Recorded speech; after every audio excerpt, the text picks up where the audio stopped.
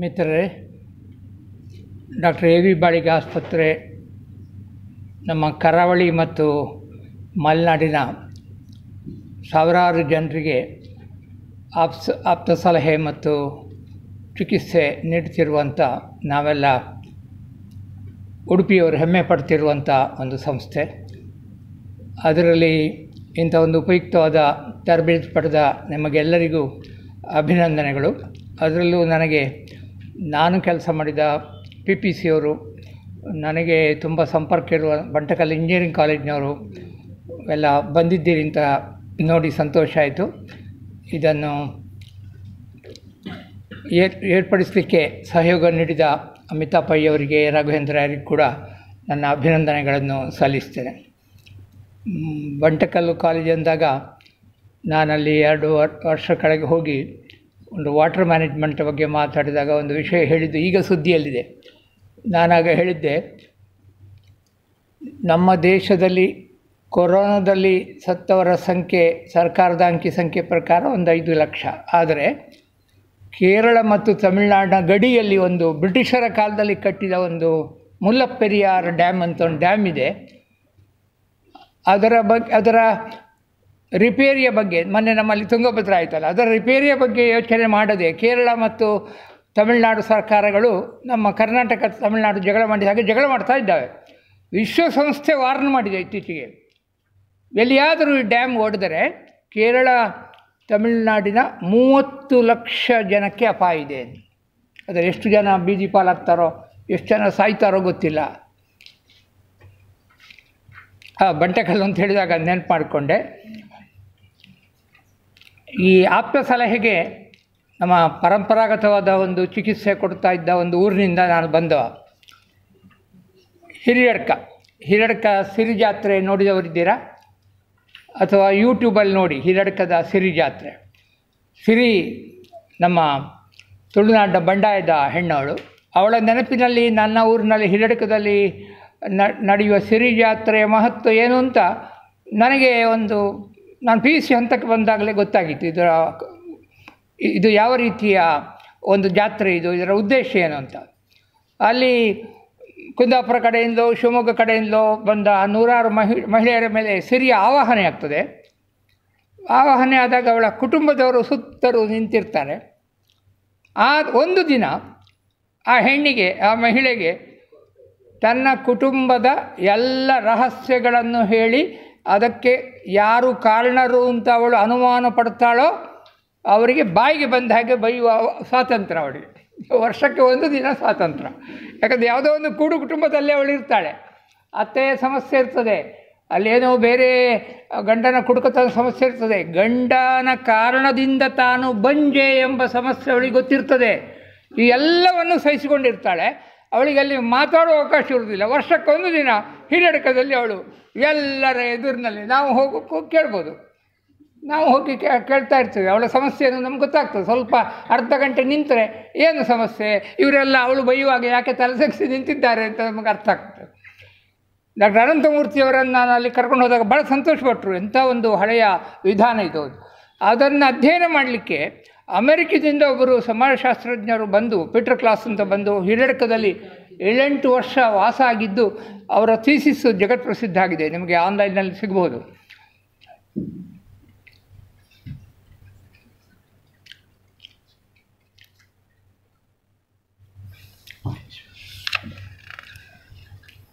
ನನ್ನ ಹಿರಿಯ ಮಿತ್ರ ಬನ್ನಂಜೆ ಗೋವಿಂದಾಚಾರ್ಯರು ಅಮೆರಿಕಕ್ಕೆ ಹೋದಾಗ ಒಬ್ಬರು ಪ್ರಸಿದ್ಧ ಮನಃಶಾಸ್ತ್ರಜ್ಞರ ಆಫೀಸಿಗೆ ಅವರನ್ನೊಬ್ಬರು ಕರ್ಕೊಂಡು ಹೋದ್ರಂತೆ. ಇವರು ಅಮೆರಿಕದ ಲೀಡಿಂಗ್ ಒಬ್ಬರು ಸೈಕಿಯಾಟ್ರಿಸ್ಟ್ ಇವರು. ಅವರ ಭೇಟಿ ಮಾಡೋಣ ಬನ್ನಿ ಅಂತ. ಗೋವಿಂದಾಚಾರ್ಯರಿಗೆ ಆಫೀಸಿಗೆ ಹೋದಾಗ ಆಶ್ಚರ್ಯ ಆಯ್ತಂತೆ. ಏನಂದರೆ ಅಲ್ಲಿ ಆ ಡಾಕ್ಟ್ರು ಕೂತಿದ್ದಲ್ಲೇ ಹಿಂದೆ ನಮ್ಮ ಕೃಷ್ಣನ ಫೋಟೋ ಇತ್ತಂತೆ. ಆಶ್ಚರ್ಯ ಆಯಿತು ಗೋವಿಂದಾಚಾರ್ಯರಿಗೆ. ಆ ಅಮೆರಿಕ ಡಾಕ್ಟರ್ ಹತ್ರ ಯಾಕೆ ನಮ್ಮ ಉಡುಪಿಯ ಕೃಷ್ಣನ ಫೋಟೋ ಇದೆ ಎಂದು. ಅವರೇನೇ ಉಡುಪಿಯವರಲ್ಲ, ಅವರು ಇಂಡಿಯಾದವರಲ್ಲ, ಅಮೆರಿಕದವರೇ. ಅವ್ರು ಹೇಳಿದರಂತೆ, ನಿಮಗೆ ಗೊತ್ತಿರ್ಬೋದು ಆಚಾರ್ಯ, ನೀವು ಸಂಸ್ಕೃತ ವಿದ್ವಾಂಸರು ಅಂತ ಕೇಳಿದ್ದೇನೆ, ಕೃಷ್ಣ ಜಗತ್ತಿನ ಅತ್ಯಂತ ಹಳೆಯ ಮನಃಶಾಸ್ತ್ರಜ್ಞರಲ್ಲಿ ಒಬ್ಬ. ಭಗವದ್ಗೀತೆ ಒಂದು ಹತಾಶ ವ್ಯಕ್ತಿಗೆ ಕೊಡುವಂಥ ಒಂದು ಸ್ಫೂರ್ತಿ ಉಂಟಲ್ಲ, ಮತ್ತೆ ಮರಳಿ ಯತ್ನ ಮಾಡು. ಅವರು ಟೀಚರ್ ಹೇಳಿದ್ರಲ್ಲ 10 ಮಾರ್ಕ್ ಒಂದು ಮಾರ್ಕ್ ಸೇರಿಸು ಅಂತ. ಆ ರೀತಿ ಮರಳಿ ಯತ್ನ ಮಾಡು, ಎದ್ದೇಳು, ನಿನ್ನ ಪ್ರಯತ್ನ ಮುಂದುವರಿಸು ಅಂತ ಹೇಳುವ ಆ ಕೃಷ್ಣನ ಕೌನ್ಸಲಿಂಗ್ ಉಂಟಲ್ಲ, ಅದು ಬಹಳ ಪ್ರಾಚೀನವಾದ್ದು. ಕೃಷ್ಣನಂಥ ಮನಃಶಾಸ್ತ್ರಜ್ಞ ಯಾರಿದ್ದಾರೆ? ನಾನು ಅವನ ಭಗವದ್ಗೀತೆ ಓದಿದ್ದೇನೆ ಅಂತ ಆ ಡಾಕ್ಟ್ರು ಹೇಳಿದರಂತೆ. ಗೋವಿಂದಾಚಾರ್ಯ ಅಮೆರಿಕದಿಂದ ಬಂದವರು ತನ್ನ ಭಾಷಣಗಳಲ್ಲಿ ಅದನ್ನು ಹೇಳ್ತಾಯಿದ್ರು. ಹಾಗೆ ನಮ್ಮ ಬುದ್ಧ ಕೂಡ ಅಂಥ ತಂತ್ರಗಳನ್ನು ಮಾಡ್ತಿದ್ದ. ನಿಮ್ಗೆ ಗೊತ್ತು, ಬುದ್ಧ ದೇವರ ಬಗ್ಗೆ ಮಾತಾಡ್ತಿರ್ಲಿಲ್ಲ, ಸತ್ತ ನಂತರ ಇನ್ನೊಂದು ಜನ್ಮ ಉಂಟು ಅದೆಲ್ಲ ಮಾತಾಡ್ತಿಲ್ಲ. ಆದರೆ ಬುದ್ಧ ಒಂದು ಮಗುವನ್ನು ಕಳ್ಕೊಂಡು, ನೀನು ಪವಾಡ ಪುರುಷ ಅಂತ ಕೇಳಿದ್ದೇನೆ ಬುದ್ಧ, ನನ್ನ ಮಗುವನ್ನು ಬದುಕಿಸು ಅಂತ ಅಳುತ್ತಾ ಬಂದ ತಾಯಿಗೆ ಅವ ಹೇಳಿದ್ದೇನೆಂದರೆ, ಸಾವು ಕಾಣದ ಮನೆಯ ಸಾಸಿವೆಯ ತಾರವ್ವ ಅಂತೇಳಿ.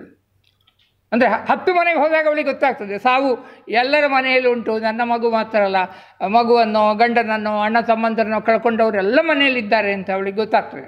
ಅದು ಅವನ ಒಂದು ತಂತ್ರ ಆಗಿತ್ತು. ನಾನು ಆರಂಭದಲ್ಲಿ ಕನ್ನಡ ಉಪನ್ಯಾಸಕನಾಗಿ ಸೇರಿದ್ದು ಮಣಿಪಾಲದಲ್ಲಿ. ಮಣಿಪಾಲ ಜೂನಿಯರ್ ಕಾಲೇಜ್ನ ನಾನಿದ್ದಾಗ ಕನ್ನಡದೊಬ್ಬರು ಪ್ರಸಿದ್ಧ ಸಂಶೋಧಕ, ಕನ್ನಡದ ಕವಿ ಸೇಡಿಯಾಪು ಕೃಷ್ಣ ಭಟ್ರು ಮಣಿಪಾಲದಲ್ಲಿದ್ದರು. ಆಗಲೇ ಅವರ ಕಣ್ಣು, ಅದರ ಶಕ್ತಿ ಕ್ಷೀಣ ಆಗಿತ್ತು. ನಾನು ಅವರು ಡಿಕ್ಟೇಟ್ ಮಾಡಿದರೆ ಕೆಲವು ಲೇಖನಗಳನ್ನು ನಾನು ಬರ್ಕೊಳ್ತೇನೆ ಅಂತ ಹೋಗಿ ಕೆಲಸ ಶುರು ಮಾಡಿದೆ. ಆಮೇಲೆ ಸ್ವಲ್ಪ ದಿನಗಳಲ್ಲಿ ನನಗೆ ಪೂರ್ಣ ಪ್ರಜ್ಞಕ್ಕೆ ನಾನು ಅಲ್ಲಿ ಕೆಲಸ ಬಿಟ್ಟು PPCಗೆ ಬಂದೆ. ಆಮೇಲೆ ಅದನ್ನು ನನ್ನ ಮಿತ್ರ ಪಾದೇಕಲ್ಲು ವಿಷ್ಣು ಭಟ್ರು ಮುಂದುವರಿಸಿದರು. ಅಂದರೆ ಕಣ್ಣು ಕಳಕೊಂಡ ಸ್ಥಿತಿಯಲ್ಲಿ ಸೇಡಿಯಾಪು ಕೃಷ್ಣ ಭಟ್ರು ತನ್ನ 80ರ ವಯಸ್ಸಿನಲ್ಲಿ ಕನ್ನಡದ ಒಂದು ಅದ್ಭುತ ಸಂಶೋಧನಾ ಗ್ರಂಥವನ್ನು ಡಿಕ್ಟೇಟ್ ಮಾಡಿದರು. ಅದಕ್ಕೆ ನ್ಯಾಷನಲ್ ಅವಾರ್ಡ್ ಬಂತು. ಅದಕ್ಕೆ ಅವರ ನೆನಪು ಮಾಡಿಕೊಂಡೆ. ಯಾಕೆಂದರೆ ಸೇಡಿಯಾಪು ಕೃಷ್ಣ ಭಟ್ರ ಹತ್ರ ನಾನು ಹೋಗುವಾಗ ಒಂದು ವಿಷಯ ಗೊತ್ತಾಯಿತು. ಅವರು ಕೆಲವರು ಮಾನಸಿಕ ಸಮಸ್ಯೆ ಇದ್ದವರಿಗೆ ಚಿಕಿತ್ಸೆ ಕೊಡ್ತಾರೆ, ಒಂದು ಟ್ರೆಡಿಷನಲ್ ಮೆಡಿಸಿನ್ ಅವ್ರಿಗೆ ಗೊತ್ತುಂಟು ಅಂತ. ನಾನೊಮ್ಮೆ ಮೆಲ್ಲ ಬಾಯಿ ಬಿಡಿಸಿದೆ, ನೀವು ಏನು ಚಿಕಿತ್ಸೆ ಕೊಡ್ತಾಯಿದ್ದೀರಿ? ಆಗ ತಮಾಷೆಗೆ ಅವರು ಹೇಳಿದರು, ಉಪಾಧ್ಯಾಯರ ನನ್ನ ಹತ್ರ ತುಂಬ ಜನ ಬಂದಿದ್ದಾರೆ, ಬಂದವರಲ್ಲಿ ಭಾಳ ದೊಡ್ಡ ಜನಗಳು ಇದ್ದಾರೆ, ಆದರೆ ಅವರು ಹೆಸರು ಹೇಳುವುದಿಲ್ಲ. ಯಾಕೆಂದರೆ ಅವರು ಸೇಡಿಯಾಪು ಕೃಷ್ಣ ಭಟ್ರಿಂದ ನನಗೆ ಗುಣ ಆಯಿತು ಅಂತ ಹೇಳ್ಕೊಳ್ಳೋದಾಗ ಅವರಿಗೆ ಅವಮಾನ ಅಲ್ಲ, ಅದನ್ನು ಹೇಳ್ಕೊಳ್ಳೋದಿಲ್ಲ ಅವರು ಅಂತ ತಮಾಷೆಯಾಗಿ ಹೇಳಿ ತನ್ನ ಚಿಕಿತ್ಸೆಯ ಮುಖ್ಯ 1-2 ವಿಷಯವನ್ನು ಹೇಳಿದರು. ಈಗ ಮಂಗಳೂರಿನಲ್ಲಿ ಯಾರೋ ಒಬ್ಬರಿಗೆ ಅವರು ಹೇಳಿಕೊಟ್ಟಿದ್ದಾರೆ, ಅದು ಮುಂದುವರಿತಾ ಇರ್ಬೋದು. ಮುಖ್ಯವಾಗಿ ಅವರು ಒಂದು ಟೀನೇಜ್ ಹುಡುಗಿಗೆ ಏನೋ ಮಾನಸಿಕ ಸಮಸ್ಯೆ ಅಂತ ಬಂದರೆ, ಅವರು ಆ ಸಮಸ್ಯೆ ಆರಂಭವಾಗುವುದು ಹೊಟ್ಟೆಯ ಸಮಸ್ಯೆಗಳಿಂದ ಅಂತ ಹೇಳಿ ಪಪ್ಪಾಯಿ ತಿನ್ನಿಸಿ 3 ತಿಂಗಳು ಇವಳಿಗೆ ಪಪ್ಪಾಯಿ ತಿನ್ನಲಿಕ್ಕೆ ಕೊಡಿ, ಆಮೇಲೆ ಕರ್ಕೊಂಡು ಬನ್ನಿ ಅಂತ ಹೇಳ್ತಿದ್ರು. ಆ ಹೊಟ್ಟೆ ಸರಿಯಾದರೆ, ಅಂದರೆ ದೇಹಕ್ಕೆ ಸಂಬಂಧಪಟ್ಟ ಕಾಯಿಲೆಗಳಿಂದಲೇ ಮಾನಸಿಕ ಇದು ಬರ್ತದೆ ಅಂತ ಆ ಹಿನ್ನೆಲೆಯಲ್ಲಿ ಅಂಥ ಚಿಕಿತ್ಸೆ ಕೊಟ್ಟು, ಮತ್ತು ಬೇರೆ ಎಲ್ಲ ಇರ್ಬೋದು, ನಾನು ವಿವರಗಳನ್ನು ಅವ್ರ ಕೇಳಲಿಲ್ಲ. ಅವರು ಆ ಚಿಕಿತ್ಸೆ ಕೊಡ್ತಾ ಇದ್ದದ್ದು ಗೊತ್ತಾಗ್ತದೆ. ಅಂಥದ್ದೇ ಒಂದು ಪ್ರಸಂಗವನ್ನು ಡಾಕ್ಟರ್ ಭಂಡಾರಿಯವರು ಒಂದು ಇಂಟರ್ವ್ಯೂನಲ್ಲಿ ಹೇಳಿದ್ದನ್ನು ನಾನು ನೋಡಿದ್ದೇನೆ. ಡಾಕ್ಟರ್ ಭಂಡಾರಿಯವರು ಒಬ್ಬರು ಜೋಯಿಸರಿಗೆ ಚಿಕಿತ್ಸೆ ಕೊಡಬೇಕಾಯ್ತಂತೆ. ಜೋಯಿಸ್ ಹೇಳಿದ್ದೇನೆ ಅವರಿಗೆ. ಆ ಜೋಯಿಸರು ಇವರ ಕ್ಲಿನಿಕ್ಕಿಗೆ ಬರಲಿಲ್ಲ, ಇವರನ್ನೇ ಮನೆಗೆ ಕರೆಸ್ಕೊಂಡ್ರು. ತಾನು ಇವರಲ್ಲಿ ಬರುವುದು ಅವಮಾನ ಅಂತ ಮನೆಗೆ ಕರೆಸ್ಕೊಂಡ್ರು. ಇವರು ಕೆಲವು ದಿನ ಹೋಗಿ ಅವರಿಗೆ ಕೌನ್ಸಲಿಂಗ್ ಮಾಡಿ ಬೇರೆ ಏನೋ ಮೆಡಿಸಿನ್ ಕೊಟ್ಟು ಗುಣ ಆಯಿತು. ಅದು ಭಂಡಾರಿಯವರಿಗೆ ಬೇಸರ ಆದದ್ದೇನೆಂದರೆ, ಆ ಜೋಯಿಸರು ಮತ್ತೆ ತನ್ನಲ್ಲಿ ಬಂದವರು ಭಂಡಾರಿಯವರು ಯಾಕೆ ಬರ್ತಾಯಿದ್ದರು ನಿಮ್ಮಲ್ಲಿ ಅಂತ ಕೇಳಿದರೆ, ಅವರು ಏನೋ ಒಂದು ಜಾತಕ ತೋರಿಸ್ಲಿಕ್ಕೆ ಬರ್ತಾಯಿದ್ರು. ನನಗೆ ಭಾಳ ಬೇಸರ ಆಯಿತು ಅದನ್ನು ಕೇಳಿ ಅಂತ ಭಂಡಾರಿಯವರು ಇಂಟರ್ವ್ಯೂನಲ್ಲಿ ಹೇಳಿದ್ದಾರೆ. ಈ ಜೋಯಿಸರು ನನ್ನಿಂದ ಗುಣಮುಖರಾದವರು, ನಾನು ಜಾತಕಕ್ಕೆ ಹೋಗಿದ್ದೇನೆ ಅಂತ ಜಾತಕದ ನಂಬಿಕೆ ಇಲ್ಲದವನ ಬಗ್ಗೆ ಆರೋಪ ಹೊರಿಸಿದರು ಅಂತ ಅವ್ರು ತಮಾಷೆಗೆ ಅದರಲ್ಲಿ ಹೇಳಿದ್ದುಂಟು.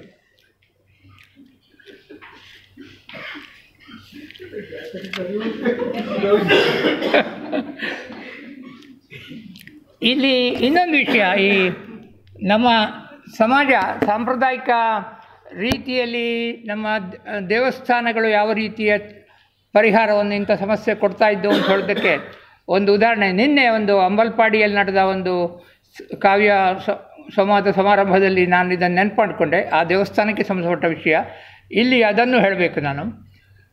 ಅಂಬಲ್ಪಾಡಿಯಲ್ಲಿ ಇಡೀ ಆ ದೇವಸ್ಥಾನದ ಪ್ರಚಾರಕ್ಕೆ ಪ್ರಸಿದ್ಧಿಗೆ ಕಾರಣರಾದ ಅಣ್ಣಾಜಿ ಬಲ್ಲಾಳರು ಅಂತ ಇದ್ದರು. ಅವರು ಇಡೀ ಕರ್ನಾಟಕದಲ್ಲಿ ಒಂದು ಒಳ್ಳೆಯ ದೇವಸ್ಥಾನದೊಬ್ಬಳು ಒಳ್ಳೆಯ ಧರ್ಮದರ್ಶಿಯಾಗಿ ಪ್ರಸಿದ್ಧರಾದವರು. ಅವರು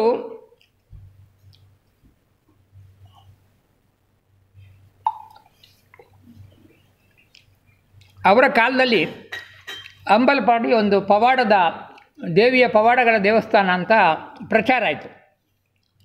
ನನಗೂ ಅವರಿಗೆ ಒಳ್ಳೆಯ ಆತ್ಮೀಯತೆ ಇತ್ತು. ಆ ದೇವಸ್ಥಾನ ಪ್ರಕಟಿಸುವ ಒಂದು ಪುಸ್ತಕದ ಸಂಪಾದಕ ನಾನು ಆ ದೇವಸ್ಥಾನಕ್ಕೆ ಹೋಗ್ತಾ ಇದ್ದೆ.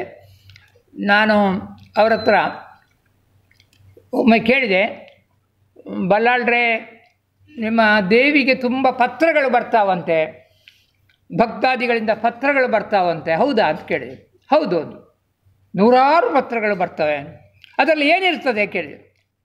ಎಲ್ಲ ದೇವಿಯ ಹೆಸರಿಗೆ ಪತ್ರ ಇರ್ತದೆ, ಮನೆಯ ಕಷ್ಟದ ಕಥೆಗಳಿರ್ತದೆ. ಗಂಡ ಕುಡುಕ, ಮಗನಿಗೆ ಕೆಲಸ ಸಿಕ್ಕಿಲ್ಲ, ಮಗಳಿಗೆ ಮದುವೆ ಆಗಿಲ್ಲ, ಇಂಥ ನೂರಾರು ಸಮಸ್ಯೆಗಳನ್ನು ಮುಖ್ಯವಾಗಿ ಮಹಿಳೆಯರು ಬರೀತಾರೆ.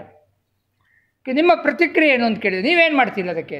ಅದಕ್ಕೆ ಉಪಾಧ್ಯಾಯರೇ, ನಮ್ಮ ದೇವಿಯ ಪವಾಡದ ಗುಟ್ಟೇನೆಂದರೆ, ನಾನು ಆ ಅವ್ರು ಎಮ್ಮೋ ಕಳಿಸದೆ ಬರೇ ಪತ್ರ ಬರೆದರೂ ಕೂಡ ಆ ನೂರಾರು ಪತ್ರಗಳಿಗೆ ನಾನು ಕವರ್ನಲ್ಲಿ ದೇವಿಯ ಪ್ರಸಾದ ಇಟ್ಟು ದೇವಿ ಒಳ್ಳೆಯದು ಮಾಡ್ತಾಳೆ ಅಂತ ಒಂದು ಸಾಲು ಬರೆದು ಕಳಿಸ್ತೇನೆ.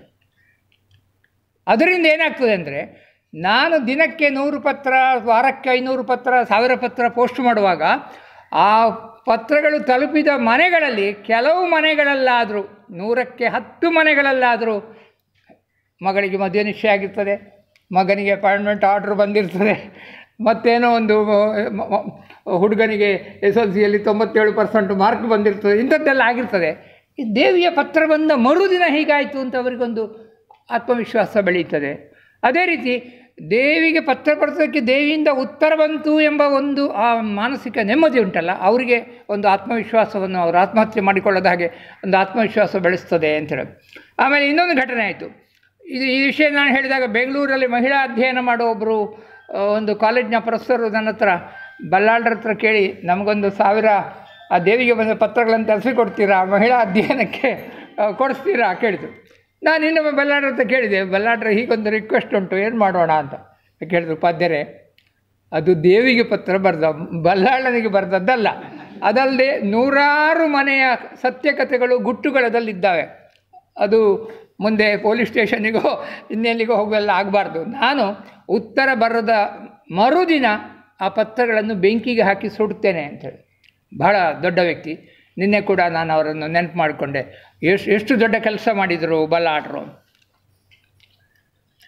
ನೀವು ನೋಡಬೇಕಾದ 2 ಸಿನಿಮಾಗಳನ್ನು, ಈ ಹದಿಹರಿಯದ ಮಕ್ಕಳನ್ನು ನೋಡಿಕೊಳ್ಳುವ PU ಕಾಲೇಜಿನವರೆಲ್ಲ ಇದ್ದಾರೆ, ನೀವು ನೋಡಬೇಕಾದ 2 ಸಿನಿಮಾಗಳು ಅಂತಾರಾಷ್ಟ್ರೀಯ ಪ್ರಶಸ್ತಿ ಪಡೆದಿದ್ದರೂ ರಾಷ್ಟ್ರ ಪ್ರಶಸ್ತಿ ಪಡೆಯದೆ ಈಗ ಯೂಟ್ಯೂಬಲ್ಲಿ ಈಗ ಕಳೆದ ವಾರ ಬಂದಿದ್ದಾವೆ. ನೀವೆಲ್ಲ ದಯವಿಟ್ಟು ಆ 2 ಕನ್ನಡ ಸಿನಿಮಾಗಳನ್ನು ನೋಡಿ. ಯೂಟ್ಯೂಬಲ್ಲಿ ಇದ್ದಾವೆ, ಕಳೆದ ವಾರವೇ ಬಂದು ಅಪ್ಲೋಡ್ ಆದದ್ದು. ಒಂದು 17 ಅಂತ 17 ಅಂತ ಇಂಗ್ಲೀಷಲ್ಲಿ ನೀವು ಟೈಪ್ ಮಾಡಿದರೆ ಸಿಗ್ತದೆ. 17 ಅಂತ ಒಂದು PU ಕಾಲೇಜಿನಲ್ಲಿ ಈಗಿನ ಈ ಮೊಬೈಲು ಸಮಸ್ಯೆಯಿಂದ ಒಂದು ಹುಡುಗ ಹುಡುಗಿಯ ಸಂಬಂಧದಲ್ಲಿ ಉಂಟಾದ ಒಂದು ಸಮಸ್ಯೆ ಇಡೀ ಕಾಲೇಜಿನ ಮೇಲೆ ಹೇಗೆ ಪರಿಣಾಮ ಬೀರ್ತದೆ, ಅದರಲ್ಲೂ ಒಂದು ಹೆಣ್ಣು ಮಗುವಿನ ಮೇಲೆ ಆ ಕಾಲೇಜಿನ ಆಡಳಿತ ಮಂಡಳಿ ಅವಳ ಜಾತಿಯ ಕಾರಣಕ್ಕೆ ಹೇಗೆ ಪೂರ್ವಗ್ರಹದಿಂದ ವರ್ತಿಸ್ತದೆ ಅಂತ ಒಂದು ಅದೇನು ಸಿನಿಮಾ ಅದು ಶೂಟಿಂಗ್ ಮಾಡಿದ್ದು ಅಂತ ಅನಿಸೋದೇ ಇಲ್ಲ. ನನ್ನ ಕಣ್ಣೆದುರಿಗೆ ಅದು ನಡೀತಾ ಇದೆ ಅನಿಸೋ ಅಷ್ಟು ಚೆನ್ನಾಗಿ ಆ ಸಿನಿಮಾ ತೆಗೆದಿದ್ದಾರೆ. ಇನ್ನೊಂದು ರೈಲ್ವೆ ಚಿಲ್ಡ್ರನ್ ಅಂತ ಅದಕ್ಕೂ ಅಂತಾರಾಷ್ಟ್ರೀಯ ಪ್ರಶಸ್ತಿ ಸಿಕ್ಕಿದೆ. ಅದು ಯಾವ ರೀತಿಯ ಸಿನಿಮಾ ಅಂದರೆ, ಈ ಹೆಚ್ಚಾಗಿ ಹುಡುಗರು ಮನೆ ಬಿಟ್ಟು ಹೋಗ್ತಾರೆ. ಅದೇ ರೀತಿ ಆ ಸಿನಿಮಾದಲ್ಲಿ ಒಬ್ಬ ಹುಡುಗ ಮತ್ತು ಹುಡುಗಿ ಇಬ್ಬರು ಮನೆ ಬಿಟ್ಟು ಹೋದವರ ಒಂದು ಕತೆ ಇದೆ. ಅವರು ಬೆಂಗಳೂರಿನಂಥ ಮಹಾನಗರಕ್ಕೆ ಬರ್ತಾರೆ. ಅಲ್ಲಿ ರೈಲ್ವೆ ಸ್ಟೇಷನ್ನಲ್ಲಿ ಕಸ ಹಾಕಿಸುವ ಕೆಲಸ ಮಾಡುವ ಗೂಂಡಾಗಳ ಕೈಗೆ ಸಿಕ್ಕಿ ಆ ಹಳ್ಳಿಯಿಂದ ತಾನು ಹೆಣ್ಣು ಅಂತ ಹೇಳಿಕೊಳ್ಳದೆ ಗಂಡಿನ ವೇಷ ಹಾಕಿ ಬೆಂಗಳೂರಿಗೆ ಬಂದ ಒಂದು ಹುಡುಗಿಯ ಕತೆ ಭಾಳ ಭಯಾನಕ ಆಗಿದ್ದದು. ಅದು ನೋಡಬೇಕಾದ ಒಂದು ಸಿನಿಮಾ ಅದು. ಅದಲ್ಲದೆ ನೀವು ಅಧ್ಯಾಪಕರು ನೋಡಿ, ಸಾಧ್ಯವಾದರೆ ಕಾಲೇಜಿನಲ್ಲಿ ಮಕ್ಕಳಿಗೆ ಕೂಡ ತೋರಿಸ್ಬೇಕು, ಅವರಿಗೂ ತೋರಿಸ್ಬೇಕಾದ ಸಿನಿಮಾ ಏನೆಲ್ಲ ಆಗ್ತದೆ ಅಂಥದ್ರಿಂದ ಅಂತ. ಈಗ ನಿಮ್ಮ ಟ್ರೈನಿಂಗ್ನಲ್ಲಿ ಈ ವಿಷಯ ಬಂದಿದೆಯಲ್ಲೋ ಗೊತ್ತಿಲ್ಲ. ಈಗ ಡಾಕ್ಟ್ರುಗಳು ಹೆಚ್ಚಾಗಿ ಹೇಳ್ತಾರೆ ನಮ್ಮ ಸಮಸ್ಯೆ ಏನಂದರೆ, ಈಗಿನ ಕೆಲವರೆಲ್ಲ ಮುಖ್ಯವಾಗಿ ಹೊಸ ತಲೆಮಾರಿನವರು ಏನಾದ್ರು ಸಮಸ್ಯೆ ಇದ್ದರೆ ಫಸ್ಟು ಅದಕ್ಕೇನು ಕಾರಣ ಅಂತ ಇಂಟರ್ನೆಟ್ಟಲ್ಲಿ ಹುಡುಕ್ತಾರೆ. ಅದಕ್ಕೆ ಮೆಡಿಸಿನ್ ಏನು ಅಂತ ತಾನೇ ತಿಳ್ಕೊಂಡು ಆಮೇಲೆ ನಮ್ಮ ಹತ್ರ ಬರ್ತಾರೆ, ಈ ಮೆಡಿಸಿನ್ ಆಗ್ಬೋದಾ ಡಾಕ್ಟರ್ ನನಗೆ ಅಂತ, ಇದು ದೊಡ್ಡ ಸಮಸ್ಯೆ ಅಂತ. ಈಗ ನಿಮ್ಮಲ್ಲಿ ಬರುವವರು ಎಲ್ಲಿ ಕೇಳಿಕೊಂಡು ನನಗಿಂತ ಸಮಸ್ಯೆ ಇದೆ, ನಾನು ಈ ರೀತಿ ಉತ್ತರ ಕೊಟ್ಟಿತ್ತು ಅಂತೇಳಿ ನಿಮ್ಮ ಹತ್ರ ಬಂದರೆ, ಮೇಡಮ್ ನೀವು ಏನು ಉತ್ತರ ಕೊಡ್ತೀರಿ? ಅದಕ್ಕೆ ನನಗನ್ಸೋದು ಬಹುಶಃ ಗಳಲ್ಲಿ ಬೇರೆ ಬೇರೆ ಏಜೆಂಟ್ಗಳಿದ್ದಾರೆ, ಬೇರೆ ಬೇರೆ ಕಂಪನಿದ್ದು. ನೀನು ಯಾರ ಹತ್ರ ಕೇಳಿದ್ಯೋ ಗೊತ್ತಿಲ್ಲ, ನೀನು ನಿನ್ನ ಸಮಸ್ಯೆ ಎಲ್ಲ ಹೇಳು, ಅದೆಲ್ಲ ಬರ್ಕೊಂಡು ನಾನು ಇನ್ನೊಂದು ಹತ್ರ ಕೇಳಿ ನಾಳೆ ಉತ್ತರ ಕೊಡ್ತೇನೆ ಅಂತ ಹೇಳ್ಬೋದೇನೋ.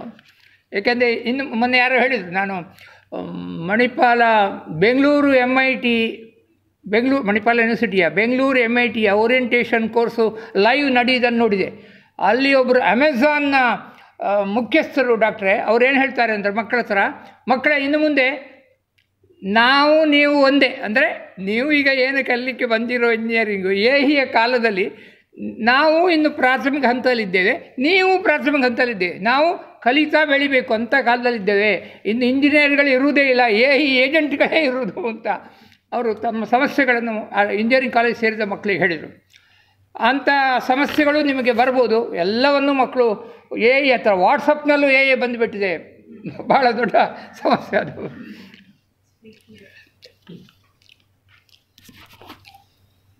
ನನ್ನ ಮಾತಿನ ಮುಕ್ತಾಯಕ್ಕೆ ಬರ್ತೇನೆ. ಇತ್ತೀಚೆಗೆ ಈ ವಾರದಲ್ಲೇ ನಾವು ಈ ಮೊಬೈಲ್ಗಳು ಮತ್ತು ಬೇರೆ ಬೇರೆ ಕಾರಣಗಳಿಂದ ಉಡುಪಿಯ ಒಂದು ಕಾಲೇಜಿನಲ್ಲಿ ನನ್ನವರು ಹಿರಿಯಡ್ಕದಲ್ಲಿ ಇಬ್ಬರು ಹುಡುಗರು ಆತ್ಮಹತ್ಯೆ ಮಾಡಿಕೊಂಡ ಘಟನೆಗಳನ್ನು ನೋಡಿದೆವು. ಈ ದಾಂಪತ್ಯ ವಿಚ್ಛೇದನ, ಕುಡಿತ, ಇಂಥ ಹಲವಾರು ಸಮಸ್ಯೆಗಳು ಡಾಕ್ಟ್ರುಗಳ ಹತ್ರ ಬರ್ತವೆ. ಅದರಲ್ಲಿ ದಾಂಪತ್ಯ ವಿಚ್ಛೇದನ ಬಗ್ಗೆ ನಾನೇ ರಿಕ್ವೆಸ್ಟ್ ಮಾಡಿ ಇಲ್ಲಿ ಒಂದು ಒಳ್ಳೆಯ ಒಂದು ವಿಚಾರಗೋಷ್ಠಿ ಏರ್ಪಡಿಸಿದರು. ನಾನಾಗ ಮೇಡಮ್ ಹತ್ರ ಕೇಳಿದೆ, ಇಲ್ಲಿ ಬಂದವರಲ್ಲಿ ಸೋಷಿಯಾಲಜಿಯವರು ಯಾರಾದರೂ ಇದ್ದಾರಾ ಅಂತ. ಇಲ್ಲ, ಆದರೆ ನಿಮ್ಮಲ್ಲಿ ಯಾರು ಸೋಷಿಯಾಲಜಿ ಲೆಕ್ಚರ್ಗಳು PhD ಮಾಡೋರಿದ್ದರೆ ಹೇಳಿ. ಅವರಿಗೆ ಒಂದು ಒಳ್ಳೆಯ ಸಬ್ಜೆಕ್ಟ್ ಏನಂದರೆ, ಈಗ ಆನ್ಲೈನ್ನಲ್ಲಿ ಹೈಕೋರ್ಟಿನ ಡೈವೋರ್ಸು ಜಡ್ಮೆಂಟ್ಗಳೆಲ್ಲ ಸಿಗ್ತಾಯಿದ್ದೆ. ನಾನು ನಿನ್ನೆ ಸರ್ಚ್ ಮಾಡಿ ಒಂದು 4-5 ನೋಡಿದೆ. ಎಲ್ಲ ಸಿಗದಿದ್ದರೂ ಕೂಡ ಕರ್ನಾಟಕ ಹೈಕೋರ್ಟ್ನ ಸಣ್ಣ ಜಿಲ್ಲಾ ಕೋರ್ಟಲ್ಲಿ ಇತ್ಯರ್ಥ ಆಗದೆ ಹೈಕೋರ್ಟಿಗೆ ಬಂದು ಅಲ್ಲಿ ಏನು ಆರ್ಡ್ರ್ ಕೊಟ್ಟರು ಅಂತ ಸಿಗ್ತದೆ. ಅವರ ಹೆಸರು ಹಾಕಿಯೇ ಸಿಗ್ತದೆ. ಅದನ್ನು ಇನ್ಸಲ್ಟ್ ಅಂತ ಅವರು ಹೇಳಲಿಕ್ಕಾಗಲ್ಲ, ಅವರ ಹೆಸರು ಹಾಕಿಯೇ ಅದು ಹಾಕಿದ್ದಾರೆ. ಅದನ್ನು ಹಿಡ್ಕೊಂಡು ಒಂದು 500 ಕೇಸುಗಳನ್ನು ಸ್ಟಡಿ ಮಾಡಿ ಒಬ್ಬ ಸೋಷಿಯಾಲಜಿ ಲೆಕ್ಚರು ಯಾವ ಕಾರಣಕ್ಕೆ ನಮ್ಮಲ್ಲಿ ವಿವಾಹ ವಿಚ್ಛೇದನ ಸಮಸ್ಯೆ ಆಗ್ತಾಯಿದೆ, ನಮ್ಮ ಸಮಾಜ ಹೇಗೆ ಬದಲಾಗ್ತಿದೆ ಅಂತ ಬಹಳ ಒಳ್ಳೆಯ ಒಂದು ಥೀಸಿಸ್ ಬರಿಬೋದು. ಹಾಗೆ ಡಾಕ್ಟ್ರೇ, ನಿವೃತ್ತ ನ್ಯಾಯಾಧೀಶರು ಒಬ್ಬರು ಸಿಕ್ಕಿದರೆ ಅಂಥ ಪ್ರಕರಣಗಳನ್ನು ಅದಕ್ಕೆ ತೀರ್ಪು ಕೊಟ್ಟವರು ನಾವು ಕರೆಸಿ ಅಂತ ಅವರ ಜೊತೆ ಒಂದು ಸಂವಾದ, ಒಂದು ಭಾಷಣ ಏರ್ಪಡಿಸು. ಯಾಕಂದರೆ ಅವರಿಗೆ ಅಷ್ಟು ಅನುಭವ ಇರ್ತದೆ. ನನ್ನ ಮಿತ್ರರೊಬ್ಬರಿಗೆ ಅವರು ಬೆಂಗಳೂರಿಗೆ ಹೋದಾಗ ಬೆಂಗಳೂರನ್ನು ಒಬ್ಬರು ನ್ಯಾಯಾಧೀಶರು ಹೇಳಿದರಂತೆ, ಏನು ಸ್ವಾಮಿ ನಿಮಗೆ ಉಡುಪಿ ಮಂಗಳೂರಿನವರಿಗೆ ಏನು ಶಾಪ ತಟ್ಟಿದೆ ಅಂತ. ಇವ್ರಿಗೆ ಗಾಬರಿ ಆಯಿತು, ಏನು ಅಂತ. ಅದಕ್ಕೆ ಅವರು ಹೇಳಿದರಂತೆ, ನಾನೊಂದು ಈ ಡೈವೋರ್ಸು ಕೇಸ್ ಇತ್ಯರ್ಥ ಮಾಡುವ ನ್ಯಾಯಾಲಯದಲ್ಲಿದ್ದೇನೆ. ನಮ್ಮ ನ್ಯಾಯಾಲಯಕ್ಕೆ ಬರುವ ಕೇಸುಗಳಲ್ಲಿ 90% ಕೇಸು ನಿಮ್ಮ ಕರಾವಳಿಯಿಂದ ಬರ್ತಾಯಿದೆ, ಕರಾವಳಿಯ ಕೆಲವೇ ಜಾತಿಗಳಿಂದ ಬರ್ತಾಯಿದೆ, ಏನು ಶಾಪ ತಟ್ಟಿದೆ ನಿಮಗೆ ಅಂತ ಅವರು ಹೇಳಿದ್ರಂತೆ. ಆ ಹಿನ್ನೆಲೆಯಲ್ಲಿ ನಾವು ಅಂಥ ಕೆಲವು ಒಂದು ಪೇರೆಂಟ್ಸಲ್ಲಿ ನವವಿವಾಹಿತರಲ್ಲಿ ಎಚ್ಚರ ಮೂಡಿಸುವಂಥ ಕೆಲವು ಕಾರ್ಯಕ್ರಮಗಳನ್ನು ಏರ್ಪಡಿಸ್ಬೋದು ಅಂತ ಹೇಳ್ತಾ, ಒಮ್ಮೆ ಪೇಜಾವರ ಹಿರಿಯ ಪೇಜಾವರ ಸ್ವಾಮಿಗಳು ವಿಶ್ವೇಶತೀರ್ಥ ಸ್ವಾಮೀಜಿಯವರ ಎದುರು ನಾನೊಂದು 5 ನಿಮಿಷ ಮಾತಾಡುವ ಸಂದರ್ಭ ಬಂತು. ಅವರು ಹೇಳಿದರು, ನಿಮ್ಮ ಸನ್ಮಾನಕ್ಕೆ ಉತ್ತರ ಅಂತ ನೀವು ನಮ್ಮನ್ನು ಹೊಗಳೋದು ಬೇಡ, ಏನಾದ್ರು ಸಾಮಾಜಿಕ ಸಮಸ್ಯೆ ಹೇಳಿ ಅಂತ ಹೇಳಿದಾಗ ನಾನು 1-2 ವಿಷಯ ಹೇಳಿದೆ. ಅದರಲ್ಲಿ ಈ ಡೈವರ್ಸ್ನ ವಿಷಯ ಹೇಳಿದಾಗ ಪೇಜಾವರ ಸ್ವಾಮೀಜಿಯವರು ವಿಶ್ವೇಶತೀರ್ಥರು ಹೇಳಿದರು, ಡಾಕ್ಟ್ರೇ, ನಮ್ಮ ಹತ್ರ ಜಗಳ ಮಾಡಿಕೊಂಡ ಆ ದಂಪತಿಗಳನ್ನು ಕರ್ಕೊಂಡು ಪೇರೆಂಟ್ಸ್ ಬರ್ತಾರೆ. ನಾನು ಅವರಿಗೆ ನೀವು ಡಾಕ್ಟ್ರುಗಳು ಕೌನ್ಸಿಲಿಂಗ್ ಮಾಡುವಾಗ ನಾನೊಂದು 4 ಗಂಟೆ ಕೂತ್ಕೊಂಡು ಬುದ್ಧಿವಾದ ಎಲ್ಲ ಹೇಳ್ತೇನೆ. ಆದರೆ ಆ ಗಂಡು ಹೆಣ್ಣು ಒಪ್ಪಿದರೂ ಕೂಡ ಅವರ ತಂದೆ ತಾಯಿ ಒಪ್ಪುವುದಿಲ್ಲ. ತಂದೆ ತಾಯಿಗಳು ಬಹುಶಃ ಆ ಹುಡುಗಿಯ ಸಂಬಳದ ಮೇಲೆ ಕಣ್ಣಿರಬೇಕು. ಅದು ಇಂಜಿನಿಯರಿಂಗ್ ಹುಡುಗಿಯವಳು ಅವಳು ಡೈವರ್ಸ್ ಆಗಿ ಮನೇಲಿ ಕೂತ 2 ಲಕ್ಷ ರೂಪಾಯಿ ನನಗೆ ಸಿಗ್ತದೆ ಎಂಬ ಸ್ವಾರ್ಥ ಇರ್ಬೋದು, ಬೇರೆ ಇರ್ಬೋದು. ತಂದೆ ತಾಯಿಯೇ ಡೈವರ್ಸಿಗೆ ಪ್ರೋತ್ಸಾಹ ಕೊಡ್ತಾರೆ ಎಂಬುದನ್ನು ಪೆಜರ್ ಸ್ವಾಮಿಗಳೇ ಹೇಳಿದರು. ಉಡುಪಿಯವಳು ತಾಯಿ ಅಳುತ್ತಾ, ಪಾಪ ಅಂಥವರು ಮನೋರೋಗಿಗಳಾಗ್ಬೋದು, ಅವರು ಹೇಳಿದ ಒಂದು ಮಾತು ತಮಾಷೆ ಅಲ್ಲ, ಇದು ತಮಾಷೆ ಅಂತ ಅನ್ನಿಸ್ತದೆ, ಅದನ್ನು ಹೇಳಿ ನನ್ನ ಮಾತು ಮುಗಿಸ್ತದೆ. ಆ ತಾಯಿ ಇಲ್ಲಿ ಉಡುಪಿಯವರೇ, ಅವರೊಬ್ಬರ ಹತ್ರ ಹೇಳಿದ ಸುದ್ದಿ ನನಗೆ ಬಂತು. ಅವರು ಒಬ್ಬಳು ಮಗಳಿಗೆ ಮದುವೆ ಮಾಡಿದ್ದಾರೆ, ಇನ್ನೊಬ್ಬಳು ಮಗಳು ಇಂಜಿನಿಯರ್ ಅಂತೆ, ಅವಳಿಗೆ ಮದುವೆ ಮಾಡುವುದು ಕಷ್ಟ ಆಗ್ತಾ ಇದೆ ಅಂತ ಅವರು ಸಮಸ್ಯೆ ಏನು ಅಂತ ಹೇಳಿದರು ಅಂದರೆ, ಅವಳಿಗೆ ಯಾವ ಪ್ರಪೋಸಲ್ ಕೊಟ್ಟರೂ ಆಗೋದಿಲ್ಲ ಅಂತೆ. ಈಗ ಲೇಟೆಸ್ಟ್ ಒಂದು ಪ್ರಪೋಸಲು ಅವಳಿಗಿಂತ 3 ವರ್ಷ ದೊಡ್ಡ ಹುಡುಗನ ಪ್ರಪೋಸಲ್ ತಂದಿದ್ದಾರೆ. ಅವಳು ಹೇಳುವ ಕ್ವಾಲಿಫಿಕೇಷನ್ ಎಲ್ಲ ಇದೆ, ಹುಡುಗ ಅವಳಿಗಿಂತ 3 ವರ್ಷ ದೊಡ್ಡವ. ಹುಡುಗಿ ಹೇಳಿದ್ಲಂತೆ ತಾಯಿ ಹತ್ರ, ಅಮ್ಮ ಎನ್ನತ್ತು 3 ವರ್ಷ ಮಲ್ಲ ಏತಾ ಎನ್ನತ್ತು ಬೇಗ ಸೈಪುರಿಯೇನಾ ಹೇಳಿ. ಅಮ್ಮ ಅವ ನನಗಿಂತ 3 ವರ್ಷ ದೊಡ್ಡವನಲ್ಲ, ಅವ ನನಗಿಂತ ಬೇಗ ಸಾಯುವುದಿಲ್ವಾ ಕೇಳಿದ. ಹಾಗಾದರೆ ಅವಳ ತಲೆಯಲ್ಲಿ ಏನು ತುಂಬಿಕೊಂಡಿದ್ದಾಳು ಅವಳು? ನಮ್ಮ ಹಿರಿಯರಲ್ಲಿ 15 ವರ್ಷ 20 ವರ್ಷ ವ್ಯತ್ಯಾಸದಲ್ಲಿ ಮದುವೆಯಾಗಿ ಬಹಳ ಸುಖ ಸಂಸಾರ ಮಾಡಿದ ದಾಂಪತ್ಯದ ಕಥೆಯೆಲ್ಲ ನಾವು ಕಾರಂತರ ಕಾದಂಬರಿಗಳನ್ನು ನೋಡಿದ್ದೇವೆ, ನಮ್ಮ ಕುಟುಂಬಗಳನ್ನು ನೋಡಿದ್ದೇವೆ. 3 ವರ್ಷ ದೊಡ್ಡ ಹುಡುಗರನ್ನು ಮದುವೆಯಾಗಲಿಕ್ಕೆ ತಯಾರಿಲ್ಲ ಅಂತ ಹೇಳುವ ಇಂಜಿನಿಯರಿಂಗ್ ಹುಡುಗಿಯ ಮಾನಸಿಕ ಸ್ಥಿತಿ ಹೇಗಿರಬಹುದು? ಆ ತಾಯಿ ಅಳುತ್ತಾ ಹೇಳಿದ್ದನ್ನು ನನಗೊಬ್ಬರು ಹೇಳಿದ್ದು ನೆನಪಾಗ್ತದೆ. ಅದನ್ನು ಹೇಳ್ತಾ ಈ ಅವಕಾಶ ಕೊಟ್ಟದಕ್ಕೆ ಧನ್ಯವಾದ ಹೇಳುತ್ತಾ ನನ್ನ ಮಾತು ಮುಗಿಸ್ತೇನೆ.